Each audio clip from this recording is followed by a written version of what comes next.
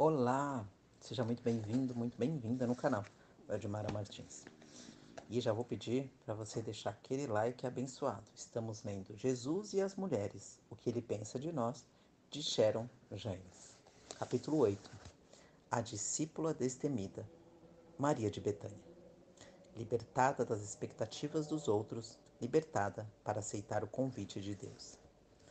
Maria e Marta moravam numa casa com seu irmão Lázaro no povoado judaico de Betânia.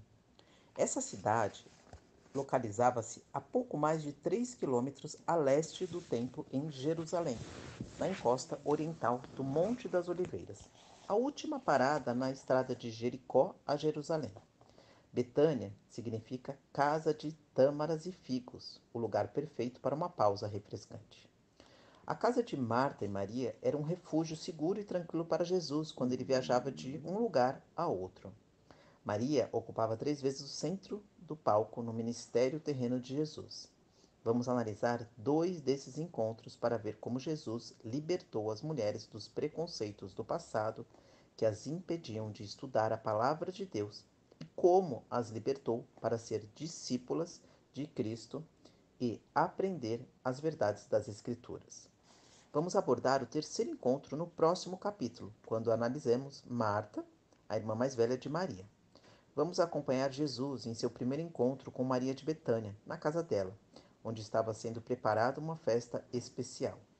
O tapete de boas-vindas acabou de ser varrido. O aroma da cozinha atravessa as janelas e o bate-papo do grupo masculino. Informa-nos que há amigos na casa. Jesus, porém, está servindo um prato mais que especial às mulheres. A discípula destemida.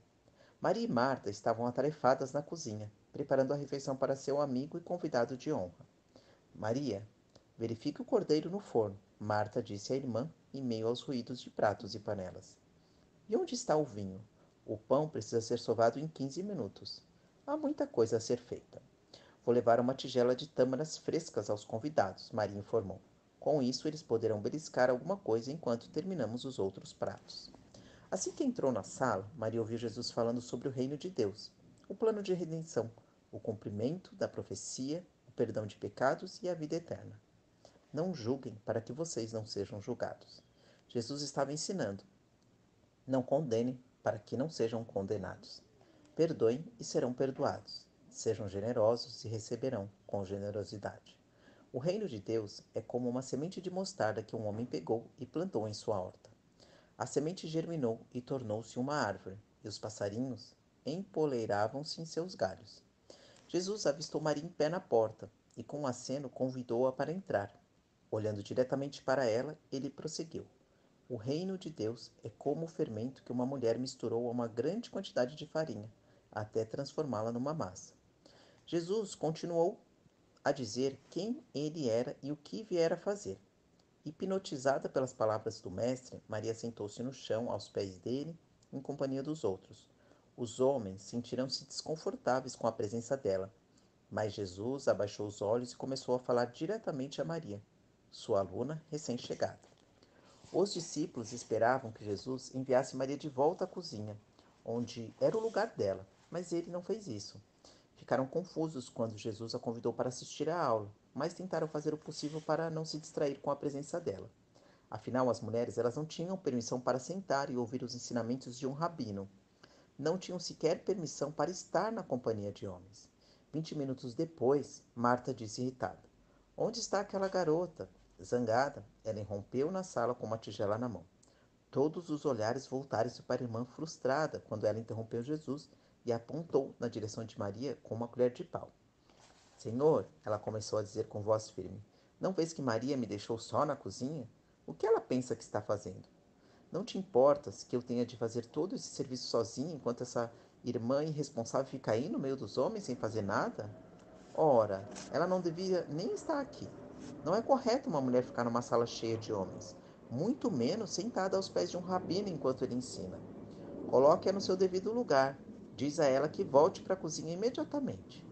Os homens desviaram o olhar de Jesus, fitaram o rosto vermelho de Marta e voltaram a olhar para Jesus.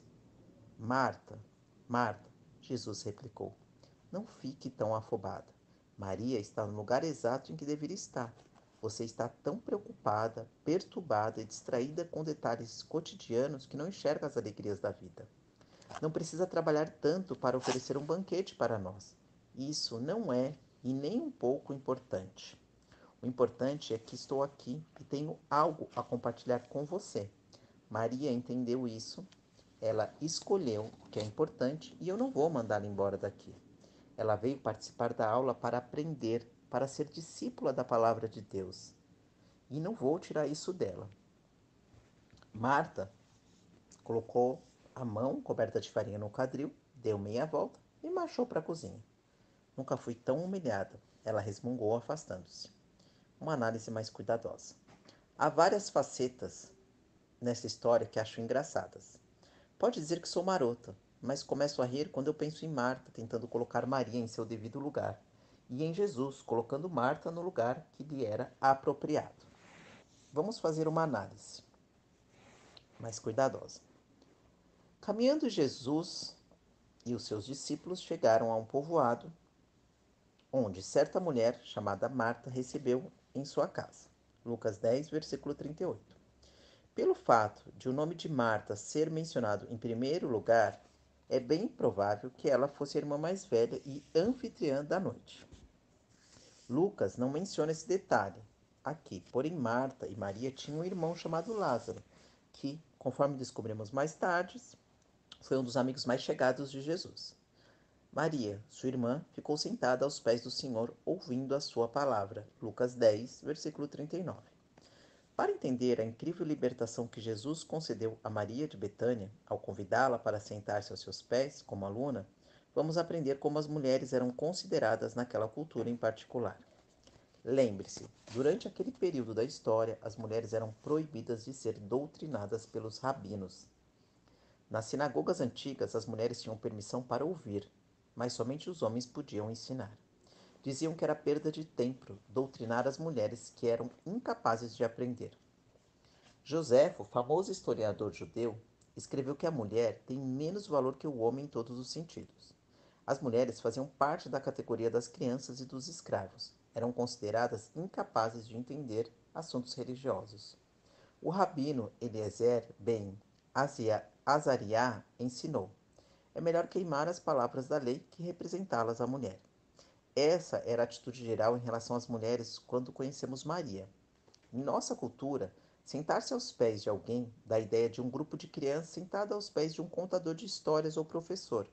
Porém, para os judeus do primeiro século, sentar-se aos pés de alguém era colocar-se na posição de aluno, um sinal de respeito e disposição para aprender, uma postura para um aprendizado mais complexo.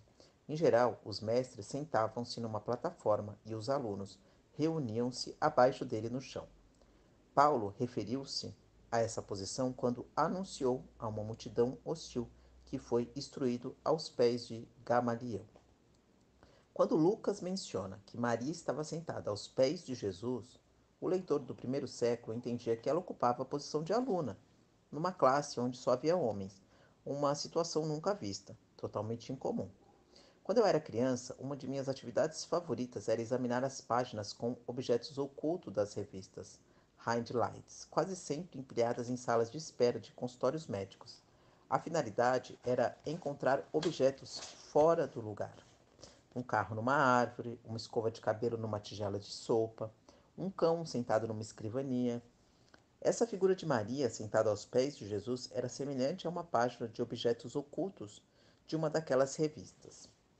Para os homens naquela sala era algo estranhamente fora de lugar, algo que não pertencia ao ambiente. Jesus, porém, era o grande libertador e veio para libertar as mulheres do preconceito religioso que as impedia de participar de estudos teológicos. Jesus convidou as mulheres para aprenderem sobre aquele que mais as amava, para serem teólogas por direito. Maria era um exer que precisava preparar-se para a batalha. Jesus estava ensinando-a e equipando-a para a maior de todas as batalhas, e ela era uma militante ansiosa por apresentar-se voluntariamente para cumprir o seu dever.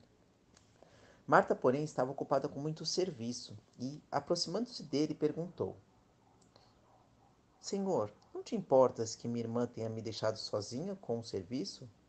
Dize-lhe que me ajude. Lucas 10, versículo 40. Surpreendentemente, a reclamação não partiu dos homens, partiu da própria irmã de Maria, outra mulher. Marta foi a única que causou confusão. Dize-lhe que me ajude. Ela se queixou.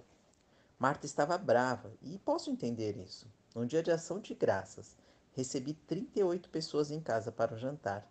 Teria ficado extremamente zangada se não houvesse ninguém para me ajudar a servir todas aquelas pessoas. Eu entendo a frustração dela, mas amo muito Marta e vamos dedicar um capítulo inteiro a ela. Por ora, vamos nos concentrar em Maria. Respondeu o Senhor: Marta, Marta, você está preocupada e inquieta com muitas coisas. Todavia, apenas uma é necessária. Maria escolheu a boa parte, e esta não lhe será tirada. Lucas 10, versículo 41 e 42. Qual não foi a surpresa de Marta quando Jesus aplaudiu a escolha de Maria para unir-se a ele e participar da aula?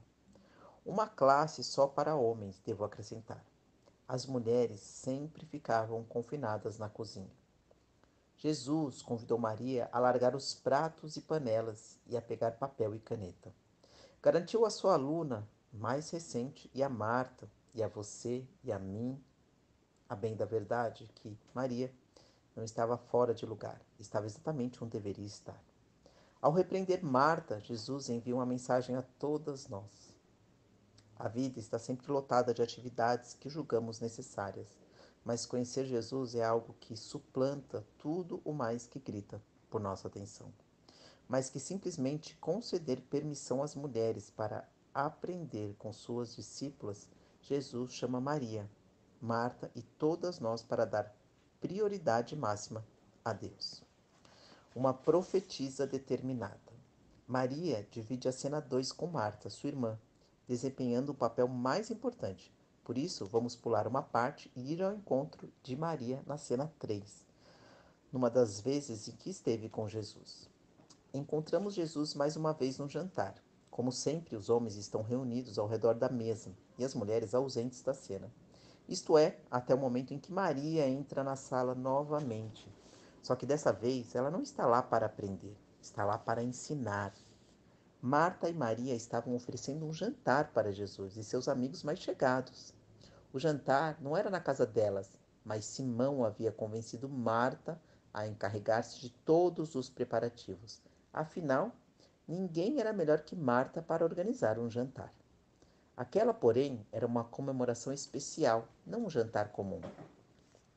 Alguns meses antes, Marta e Maria estavam chorando a morte de Lázaro, seu irmão.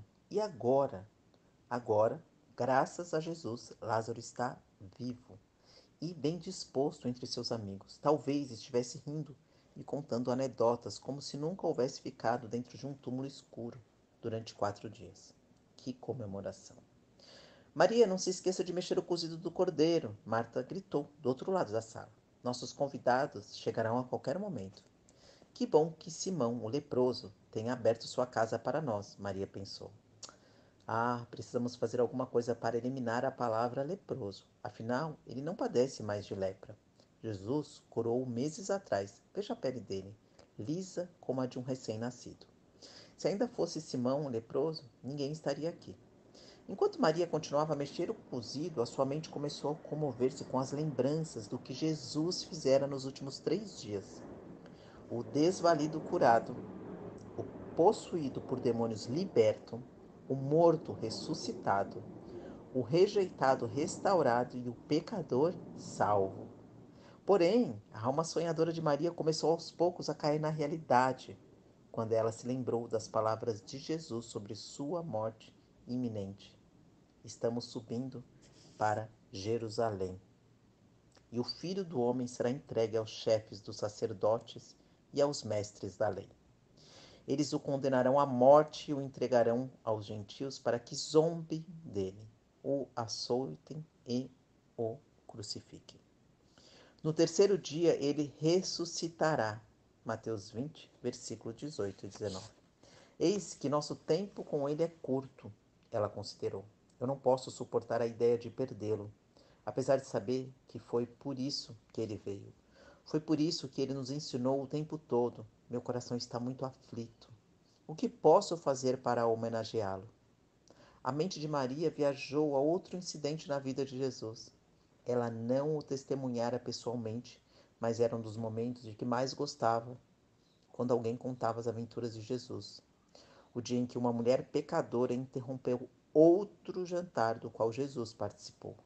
A mulher dirigiu-se à casa de um fariseu, passou por todos os homens, ajoelhou-se perto de Jesus, lavou-lhe os pés com suas lágrimas e ungiu com nardo, cujo preço era muito alto. De repente, ela decidiu o que tinha de fazer. Marta, eu já volto, gritou. Maria correu para casa e foi ao lugar secreto onde guardava seu tesouro mais valioso. Esticou o braço para alcançar a última prateleira e pegou um frasco precioso contendo nardo puro, perfume caríssimo. Mas o guardara para seu casamento. Mas agora queria usá-lo para seu único e verdadeiro amor. Quero homenagear Jesus. Ele me acolheu como discípula, amou-me como irmã, ensinou-me como aluna e devolveu meu irmão, tirando-o do túmulo. É o mínimo que posso fazer. Sei que o tempo dele é curto. Quero homenageá-lo agora. Irradiando felicidade diante da expectativa, Maria correu de volta à casa de Simão, com amor e propósito. Dessa vez, os discípulos não se surpreenderam a ver uma mulher entrando na sala dos homens. E depois de 3 anos, eles estavam acostumados com a maneira como Jesus recebia as pessoas. Maria atravessou a sala cuidadosamente e avistou o local que desejava. Parou onde Jesus estava, reclinando à mesa, e ajoelhou-se ao lado dele.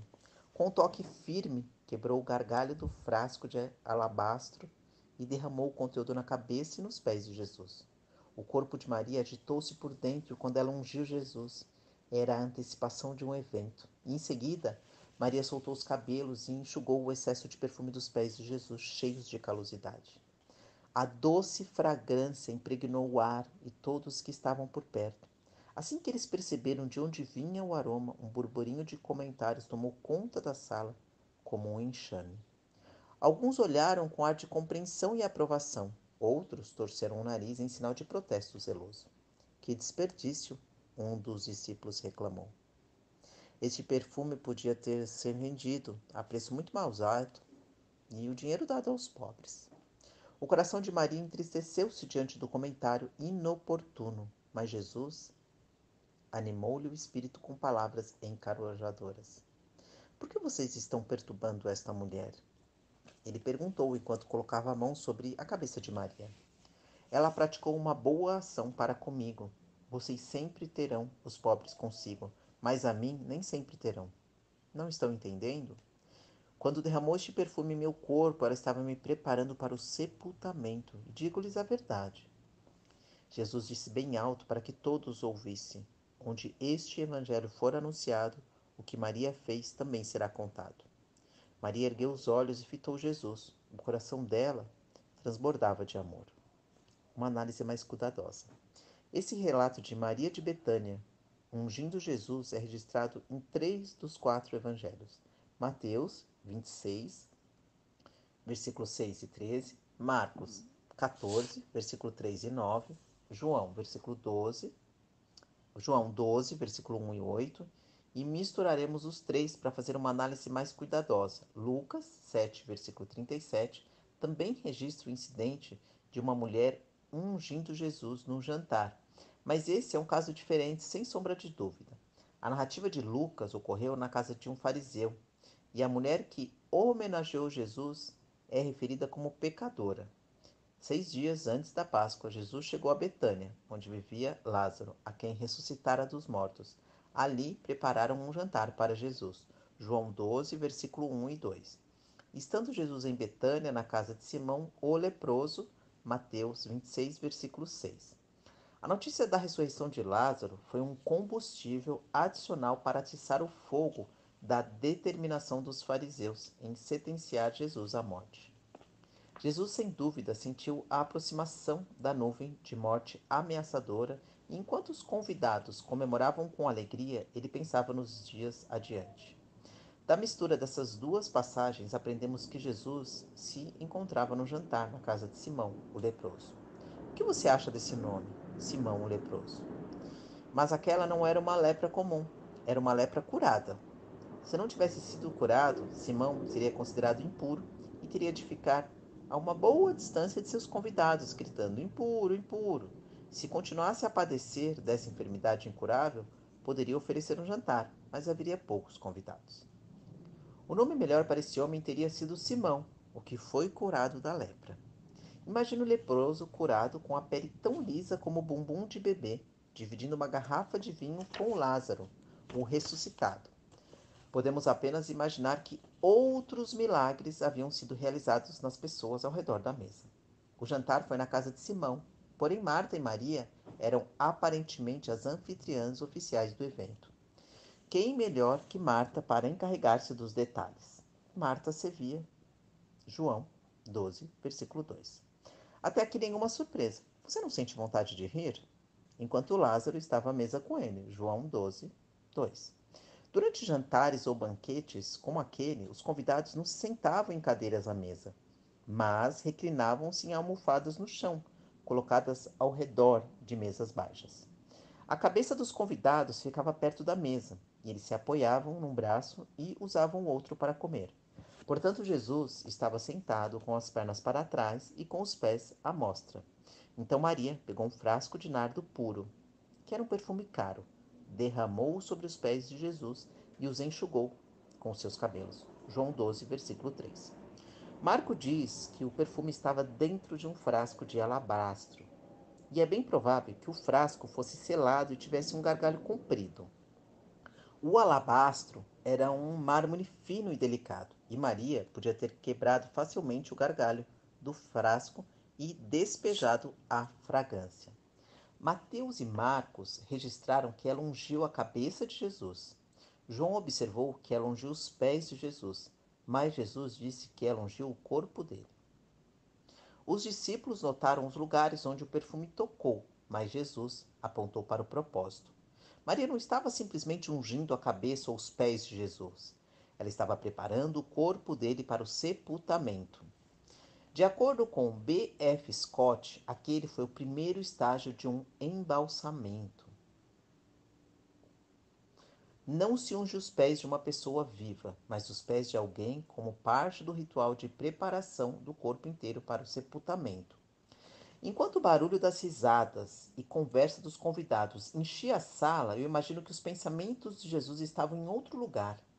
Uma nuvem escura aproximava-se, e dentro de apenas alguns dias ele ficaria frente a frente com o mal e ele seria crucificado numa cruz de madeira. Enquanto os pensamentos agigantavam-se na mente de Jesus, Maria entrou na sala. Ela chegou não apenas para homenagear Jesus por ele ser quem era, mas pelo que ele viria a ser, o sacrifício supremo. A autora Caroline Suste James observa, enquanto todos os outros recuavam e rejeitavam, e até tentavam construir barreiras na entrada para impedi-lo de levar sua missão adiante, Maria apareceu e animou a seguir em frente, enquanto as trevas desciam sobre Betânia e a sombra da cruz atravessava o caminho de Jesus. Só ela o encorajou a obedecer ao Pai. Só ela disse sim à cruz. É um momento estarrecedor para Maria e para nós. Os amigos mais próximos de Jesus não entenderam quando ele previu sua morte e ressurreição.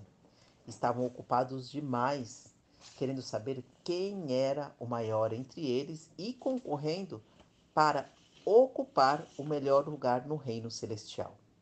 Mas Maria de Betânia entendeu e agiu para preparar Jesus da única maneira que poderia.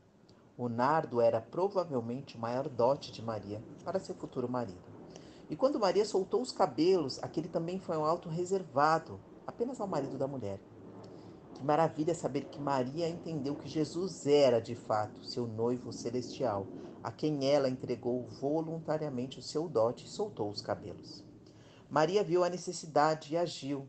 Eu, porém, me pergunto se as ações dela e a reação de Jesus fizeram outras pessoas da sala raciocinarem. Por que não pensei nisso?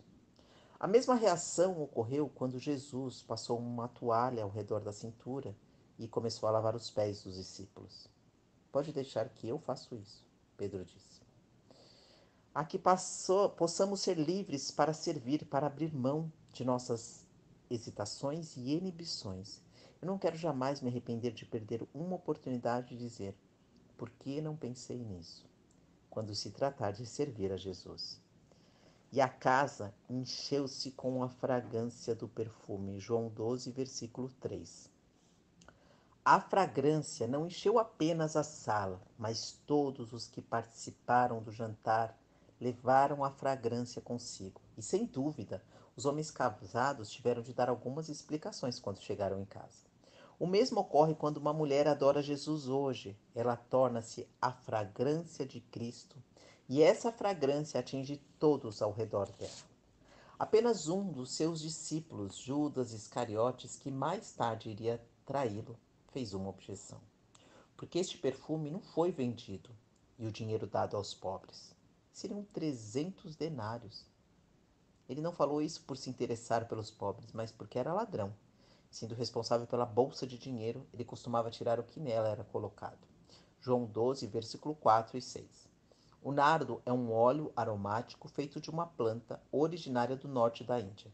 Conforme Judas ressaltou, a quantidade que Maria usou era equivalente ao salário de um ano de um trabalhador. E ele não ficou nem um pouco feliz com aquele ato de adoração que o deixou profundamente irritado. No relato de Mateus sobre essa história, foi depois desse jantar que Judas procurou os chefes dos sacerdotes e ofereceu-se para entregar Jesus por 30 moedas de prata. Quando uma pessoa vira as costas para Deus, não há nada que mais a exaspere que ver alguém que ama a Deus de todo o coração. Percebendo isso, Jesus lhe disse: por que vocês estão perturbando essa mulher? Ela praticou uma boa ação para comigo. Pois os pobres vocês sempre terão consigo, mas a mim vocês nem sempre terão. E quando derramou este perfume sobre o meu corpo, ela o fez a fim de me preparar para o sepultamento. Mateus 26, 10, 12. Parece que Jesus sempre tinha de defender Maria. Ele respeitou as escolhas dela e honrou suas ações, protegendo-a de sua irmã briguenta ou defendendo-a na frente de um grupo de homens rudes. Alguns dias antes, Jesus chamara os discípulos à parte e lhes disseram o que aconteceria. Estamos subindo para Jerusalém e o Filho do Homem será entregue aos chefes dos sacerdotes e aos mestres da lei. Eles o condenarão à morte e o entregarão aos gentios, que zombarão deles, cuspirão nele, o açoitarão e o matarão. 3 dias depois ele ressuscitará. Os discípulos, porém, não entenderam. Talvez não quisessem captar a magnitude das palavras de Jesus, ou pensar em outra coisa que não fosse a ideia de Jesus ser o governador vitorioso de Jerusalém. Lucas diz que o significado dessas palavras lhes estava oculto. Talvez Deus fizesse fechar os olhos deles à verdade até que as profecias se cumprissem. Não sei ao certo. Em vez de agarrar o significado das palavras de Jesus, os discípulos começaram a discutir para saber quem ocuparia o melhor lugar na casa do reino de Deus. Ao longo dos anos, muitas pessoas têm considerado o ato de Maria como acidentalmente profético, como um gesto meigo. E é errado pensar que os atos poderosos das mulheres da Bíblia foram acidentais, que elas não tinham ideia do significado de suas ações. Eu creio que Maria soubesse exatamente o que estava fazendo, enquanto os outros na sala pareciam confusos a respeito da morte iminente de Jesus.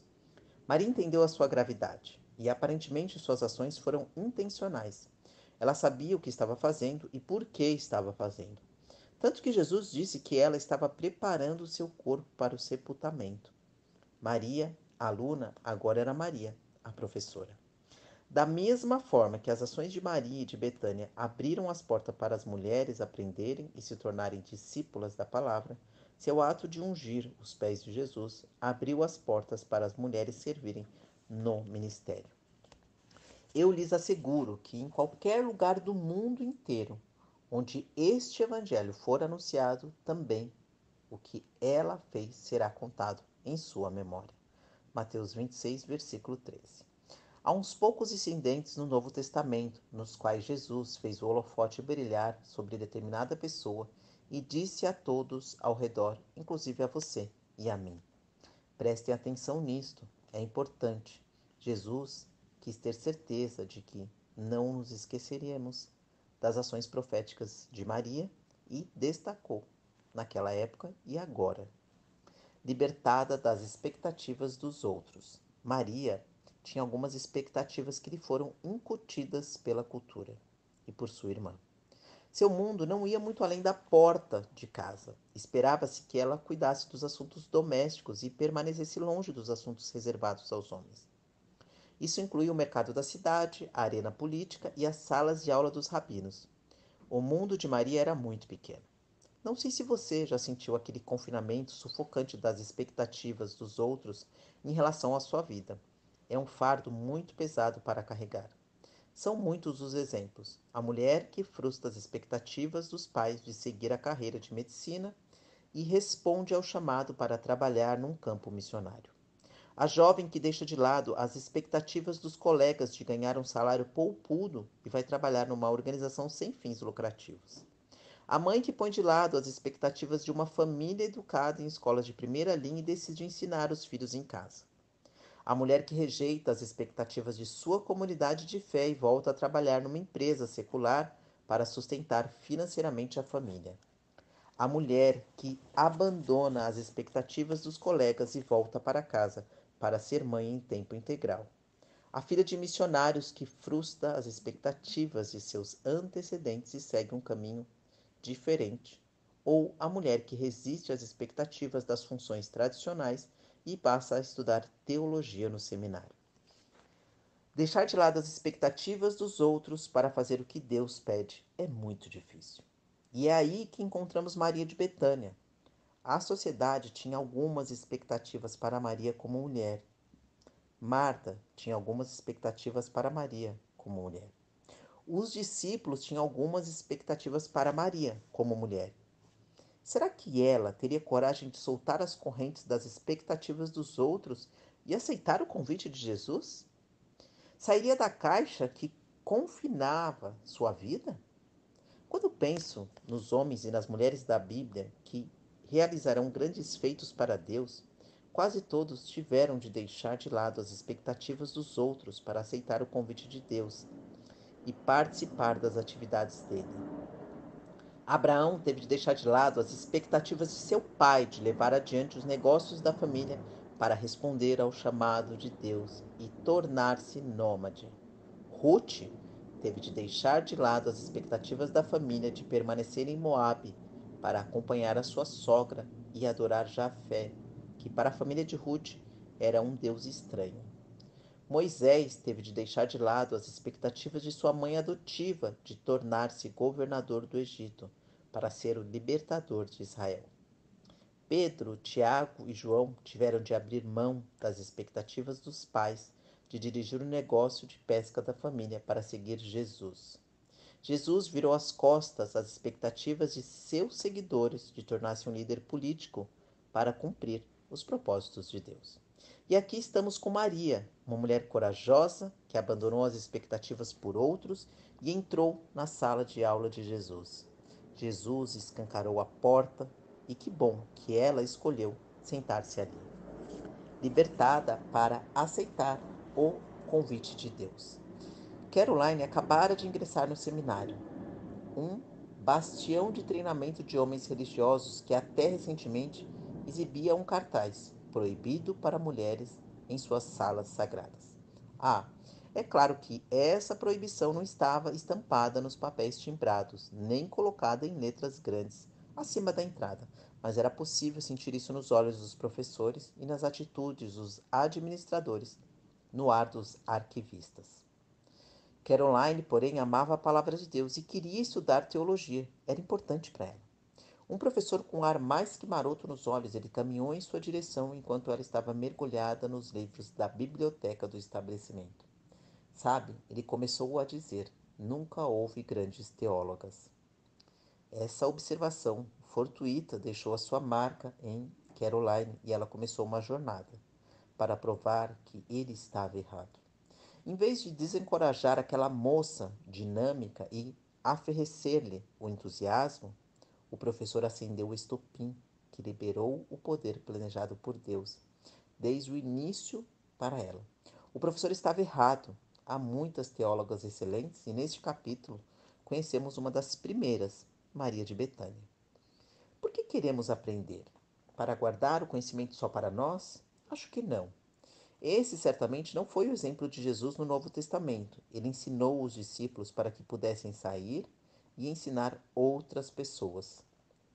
Lemos em 2 Timóteo 3, versículos 16 e 17. Toda a escritura é inspirada por Deus e útil para o ensino, para a repreensão, para a correção e para a instrução na justiça, para que o homem de Deus seja apto e plenamente preparado para toda boa obra. A palavra de Deus não é um tesouro secreto, cuja finalidade é ser guardado para benefício próprio. A palavra de Deus é um tesouro descoberto para ser investido na vida de outras pessoas. John Wesley declarou: Aprendi mais sobre o cristianismo com minha mãe do que com todos os teólogos da Inglaterra. Nas primeiras décadas do século XIX, Deus agiu poderosamente por intermédio de um pregador chamado Charles Finney. Finney era frequentemente convidado pelas mulheres para orar e falar em reuniões públicas. Ele organizou a Oberlin College, a primeira faculdade nos Estados Unidos que permitiu que as mulheres estudassem ao lado de homens. Foi o primeiro líder protestante que ensinou teologia às mulheres. Em 1853, Antoniette Brown, uma de suas ex-alunas, foi a primeira mulher ordenada nos Estados Unidos. Outro grande líder evangélico do século XIX, Dwight L. Moody, queria muito ensinar teologia às mulheres. O general William Booth usou mulheres em pregações e funções de liderança em todo o Exército de Salvação. O livro de Hannah Whitney Smith, The Christian Secret to a Happy Life, O Segredo do Cristão para uma Vida Feliz, publicado em 1875, continua a ser um clássico muito apreciado pelos cristãos do mundo inteiro. Suas palavras incentivaram homens e mulheres a uma caminhada mais perto de Deus, e esse livro é um de meus favoritos. Deus chama as mulheres e também os homens para serem corredoras, guerreiras, embaixadoras, professoras, profetisas e obreiras, e chama-nos para estar preparadas sendo alunas de sua palavra. Sentada diante do computador, eu estou rodeada de todos os lados por estantes repletas de livros escritos por homens e mulheres teólogos. Meu coração enche de alegria efervescente quando olho para as obras escritas por algumas de minhas amigas mais queridas. Irmãs em Cristo que aceitaram o chamado de Deus para a sua vida, para aprenderem com Ele e depois ensinar os outros. Sem a coragem dessas mulheres, provavelmente eu não estaria escrevendo este livro hoje. Vimos Maria pela primeira vez quando ela entrou na sala de aula e tornou-se aluna. Mas na cena final, ela vira a mesa e ensina as pessoas ao seu redor. Ela não fez isso por meio de palavras, mas por meio de ações. Jesus foi seu intérprete e explicou a mensagem profética. Ela fez o que podia, e Jesus disse aos discípulos: Maria sabia que não tinha poder para deter o mal que seria lançado contra Jesus, mas pôde fazer o que tinha em mente, pôde homenageá-lo com o que possuía naquele instante, pôde prepará-lo para o sepultamento antes de ele enfrentar a cruz. As lágrimas de Maria transmitem a mensagem de que ela entendeu que o tempo da morte de Jesus estava próximo. Aquela não foi uma oferta comemorativa. Ela não estava alegre, estava chorando. As suas ações foram proféticas no sentido mais amplo de todas. Vamos voltar ao comentário do professor de Caroline no seminário. Sabe, nunca houve grandes teólogas. Jesus discordaria dessa informação. Houve muitas, e ele fez questão disso. Maria de Betânia foi uma delas. Eu lhes asseguro que em qualquer lugar do mundo inteiro onde este evangelho for anunciado também, o que ela fez será contado em sua memória. Mateus 26, versículo 13.